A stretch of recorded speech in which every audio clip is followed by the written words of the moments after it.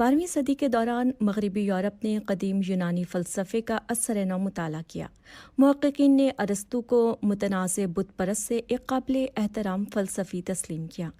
اس عمل میں مغربی محققین ترجمہ کرنے کی اس تحریک سے مستفید ہوئے جس میں عربی میں لکھی گئی تحریر کا لاطینی زبان میں ترجمہ کیا گیا۔ یہ عمل 11ویں صدی کے اواخر میں شروع ہوا تھا۔ عرب فلسفیوں نے ارسطو پر مطالعہ کیا تھا اور یہی مطالعہ لاطینی تہذیب کے کام آیا، اور اس کے بعد پھر لاطینی محققین نے براہ راست یونانی زبان سے ارسطو کے کام کو سمجھنے کی کوشش شروع کی۔ ابن سینا وہ اہم عرب فلسفی تھے جنہوں نے لاطینی محققین کو خوب متاثر کیا۔ 12ویں صدی کے وسط سے ابن سینا کی میٹا فزکس یورپ میں واحد میٹا فزکس تھی۔ ابن سینا کی ایک تحریر میں خدا اور اس کے بندے کے بیچ فاصلے کو سمجھنے کی کوشش کی گئی تھی۔ پھر یہی تحقیق اطالوی فلسفی سینٹ تھامس ایکوینس کے مذہبی فلسفے کا حصہ بنی۔ یہ فلسفہ قدیم مسیحی مذہب کی بڑی کامیابیوں میں سے ایک تھا۔ ارسطو کے یورپی مطالعے میں ابن سینا کا بار بار ذکر آتا ہے۔ عربی میں ان کا نام ابو علی سینا ہے۔ وہ عظیم فلسفی اور معروف معالج تھے جو اپنے وقت میں عربی میں کتابیں لکھتے تھے۔ انہوں نے سینٹرل ایشیا اور سلطنت فارس میں کافی سفر کیا۔ وہ بالآخر آج کے ایران کے شہر اصفہان میں مقیم ہو گئے۔ سن 237 میں ان کا انتقال ہوا۔ ابن سینا کے لیے الفارابی بہت قابل احترام تھے۔ وہ انہیں اپنا دوسرا استاد مانتے تھے، یعنی ارسطو پہلا استاد اور الفارابی دوسرا۔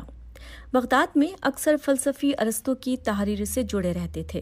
ساتھ الفارابی جیسے فلسفی اپنا ذاتی کام بھی جاری رکھتے تھے، لیکن 10ویں صدی کا اصل مقصد عربی میں ارسطو کے کام کا ترجمہ کرنا اور اس کا جائزہ لینا تھا۔ ابن سینا نے یہ سب بدل کر رکھ دیا۔ اپنے انتقال تک انہوں نے ایک عظیم فلسفی بن کر ارسطو کو بھی پیچھے چھوڑ دیا تھا۔ یہ بات کم از کم مسلمان فلسفیوں کی حد تک تو درست ثابت ہوئی۔ ابن سینا کی زندگی کے 57 برس اس اسلامی دور کا حصہ ہیں جو ان صدیوں کے بعد شروع ہوئے کہ جب عرب فوجیں فارس کے علاقوں کو فتح کر چکی تھیں، اور اس کے بعد فارس کے شہریوں نے اسلامی تہذیب میں بڑی ثقافتی پیش رفت کی تھی۔ ابن سینا خود فارس کے شہری تھے، لیکن انہوں نے اپنی 2 اہم تحریر عربی زبان میں لکھیں۔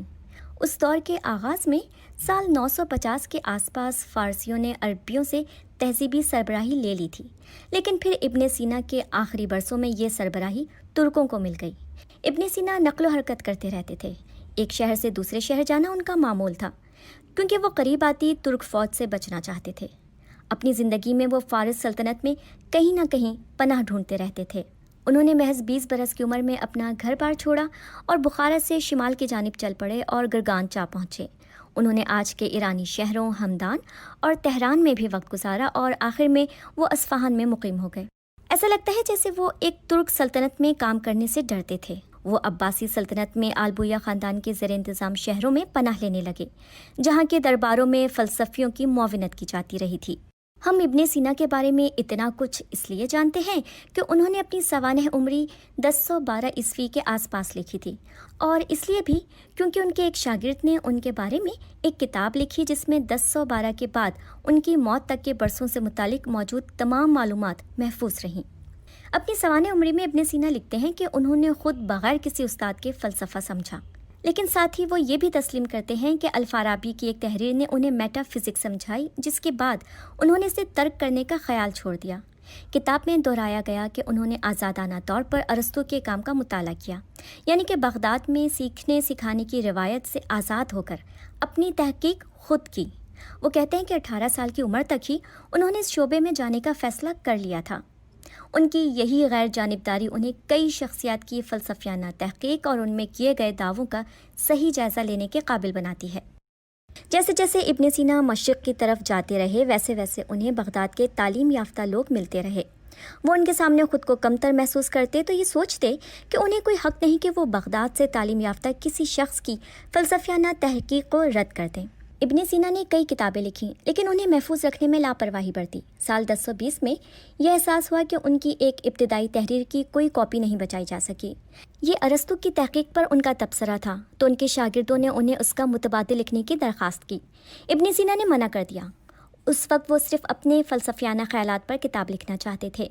یہ اسلامی تاریخ میں ادبی اعتبار سے ایک اہم لمحہ تھا۔ اسلامی تہذیب میں کئی معروف شخصیات کا حوالہ دیا جاتا تھا، لیکن یہ وہ لمحہ تھا کہ جب سب تبدیل ہو جانا تھا۔ ابن سینا کی بات کی تحریروں میں ارسطو کا ذکر تو ہوتا، لیکن محض حوالے کے لیے، اور ان کے فلسفے اور دلائل کو سنجیدگی سے نہ لیا جاتا۔ اب عربی میں فلسفے یا مذہبی ادب میں حوالے کے لیے ابن سینا کی تحاریر مرکز بن چکی تھیں۔ وہ ایسے مقام پر پہنچ گئے کہ لوگ یا ان سے متفق ہوتے یا ان سے اختلاف رکھتے اور ان کی بات میں اضافہ کرتے۔ یہ کہنا غلط نہ ہوگا کہ وہ فلسفے کے ماہر بن چکے تھے۔ ان کی ایک کتاب وہ بھی ہے جو 14ویں صدی سے 1715 تک یورپ کے ہر میڈیکل کالج کے نصاب میں کسی نہ کسی شکل میں شامل ہوتی تھی۔ یہاں ان کی دیگر سائنسی خدمات کا بھی حوالہ نہیں دیا گیا۔ اس کی وجہ یہ ہے کہ ان خدمات کی قدر فلسفیانہ تحریر کی نسبت کچھ بھی نہیں۔ ان کے اہم نظریات میں سے ایک روح کا تصور ہے۔ اس دلیل کا موازنہ اکثر فرانسیسی فلسفی رینے دکارتس کے کام سے کیا جاتا ہے۔ اس کا مرکزی خیال یہ ہے کہ میں سوچتا ہوں، شاید اس لیے میرا وجود ہے۔ یہاں زیادہ غور میٹا فزکس میں ان کی خدمات پر کیا گیا ہے۔ ان میں کسی کی خصوصیت اور کسی کے وجود میں فرق کے نظریات ہیں۔ ان سے قبل بھی فلسفیوں نے اس موضوع پر بات کی تھی، لیکن کسی نے اتنے وسیع پیمانے پر اسے اپنی میٹا فزکس کی بنیاد نہیں بنایا تھا۔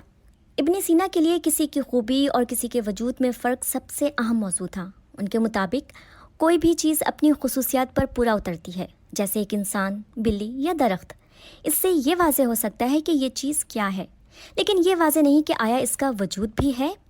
کسی چیز سے متعلق اگر آپ فیصلہ کیے بغیر یہ سمجھ جائیں کہ یہ کیا ہے تو یہ وہی چیز ہے۔